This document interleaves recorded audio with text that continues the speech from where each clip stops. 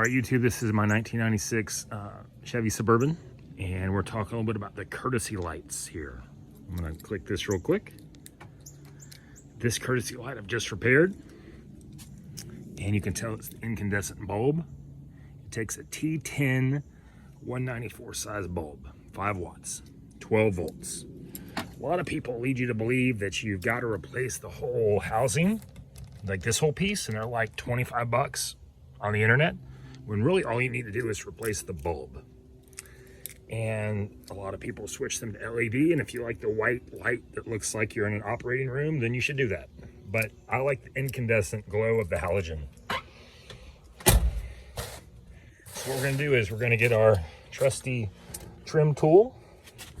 We're gonna pop this out. You pop it out from the red side, bring it out like this. I'll show you what that looks like. These are the bulbs I got. The 20 pack from Amazon for $10 shipped. Actually, it was like $8.99 shipped for 20 of them. If you buy it as the Sylvania brand at Walmart, expect to pay $6 or $7 for 2 bulbs. And that 194 bulb is real common throughout the vehicle. It's on the courtesy lights here, here, both other side doors, and there's also one under here, and there's one under there. Let's get to it. All right, so I worked my trim tool underneath this, and then we're gonna pop it out like that. This connector is kind of hard to do with one hand, but this connector right here, it just pulls out. And that's the bad bulb. Then we're gonna take this bulb and we're gonna just pull it out straight. I had to stop there for a moment. That just pulls right out. And we're gonna take a new bulb from our little box here, and we're gonna put it in. There's just, in my opinion, there's really no reason to buy a new housing unless for some reason your other housing is just broken.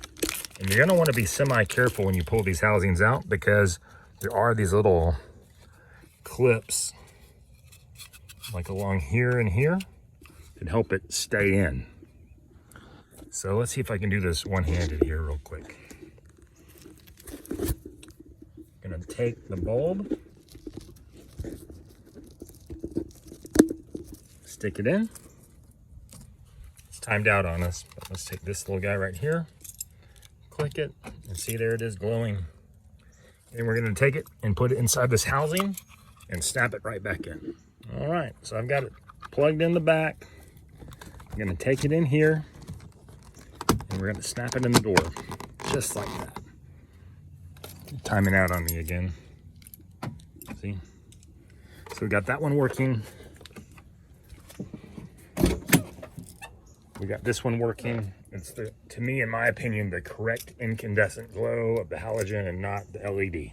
I realize this is going to be an unpopular video for some people, but if you're looking for the old school look, this is the way to do it.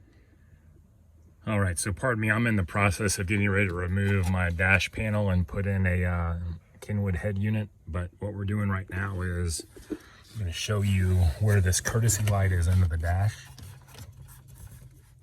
And we're going to replace this guy right here, not with an LED.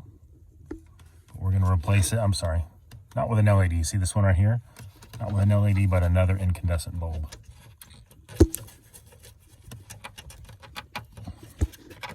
May have to get something grippy to help. Oh, there we go.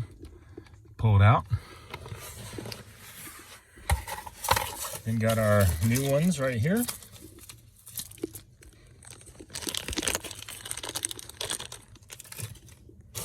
Think about it, 20 bulbs for $9. That's a pretty darn good deal.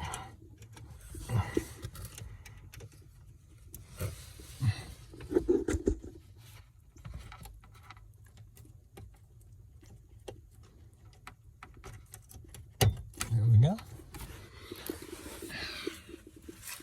And now let's click this guy on. There it is. Easy peasy. Don't need to use LED.